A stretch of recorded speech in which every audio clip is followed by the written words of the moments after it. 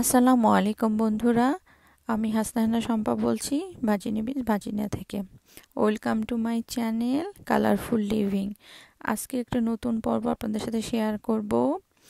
শীত অ্যাকচুয়ালি এসে গেছে।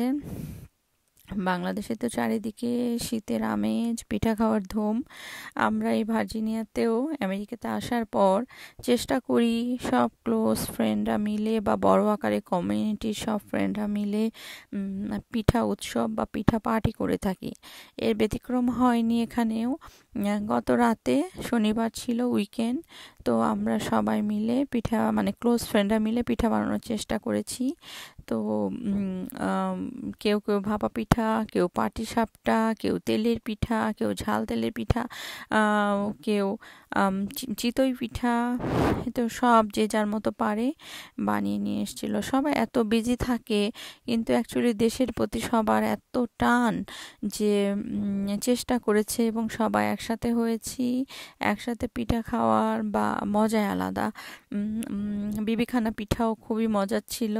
তো সবকিছু মিলে খুব সুন্দর একটা ইভিনিং আমরা পার করলাম। আর পিঠার সাথে সাথে পিঠা আর কত খাবো, বেশ কয়েকটা খাওয়ার পরে মনে হয় যে একটু ঝাল খাই, এই জন্য আমাদের একটু ডিনারের ব্যবস্থা ছিল। তো ডিনারেও যে যেরকম আমরা পারি সবাই রান্না করে নিয়ে গেছিলাম। খুব ভাতের সাথে হালকা পাতলা একটু মাছ, একটু ডাল, একটু চিকেন, ভর্তা, আবার একটু লাউ, কোয়েলের ডিম, সব কিছুই আমরা চেষ্টা করেছি রাখার।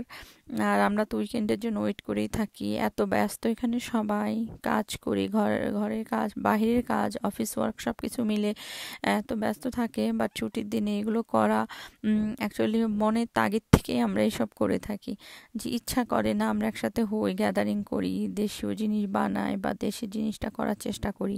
তো যাই হোক, এত মজার ছিল। সবসময় আমরা চেষ্টা করি যে বাংলাদেশের কৃষ্টি কালচার ধরে রাখার। আমরা যেখানে বড় হয়েছি, যেভাবে আমরা বড় হয়েছি, তো এগুলো আমাদের বাচ্চাদের মধ্যেও দিতে। বাচ্চারা অনেক ফান করলো। বাচ্চারা সবাই মিলে অনেক মজা করলো, একসাথে খেলাধুলা করলো, একসাথে খেলো, পিঠার সাথে পরিচিত হইলো। আমরাও তো গল্পগুজব করে সময়টা সুন্দরভাবে পার করলাম। অ্যাকচুয়ালি বিদেশে থেকেও এই যে কমিউনিটির ফ্রেন্ডরা, এরা অ্যাকচুয়ালি আত্মীয় স্বজন হয়ে যায়, সবাই পাশাপাশি থাকে, এদের সাথেই দেখা হয়। যদিও অনেকের ফ্যামিলি এখানেই থাকে, বাট তারা অন্য স্টেটে থাকে, অনেক দূরে থাকে। সো হয়ে ওঠে না এভরি উইকেন্ড, এভরি মান্থে বা এভরি 2-3 মান্থসে একসাথে হওয়ার।